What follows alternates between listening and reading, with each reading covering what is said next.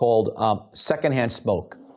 Why don't you tell us where that term came from and how a leader spouse gets the secondhand smoke? Yeah, it's one of my favorite images for being the spouse of a pastor. I had a neighbor growing up who developed emphysema, and which is a lung disease from smoke. The thing is, though, she never smoked, but there were other smokers in the house. So she developed emphysema from secondhand smoke. And I said, man, that is such a powerful image for what it feels like to be the spouse of a pastor. As most people know, pastors have one of the most hazardous professions known in terms of mental health, physical health, emotional health, etc.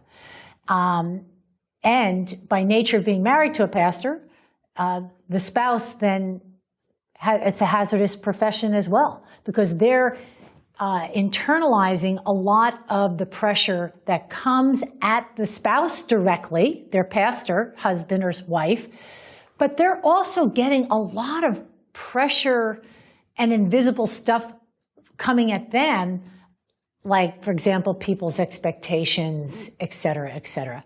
And so just really, really important to be aware of the secondhand smoke that you are getting via your spouse or via people's expectations, as one example. In our case, Pete is a very big external processor.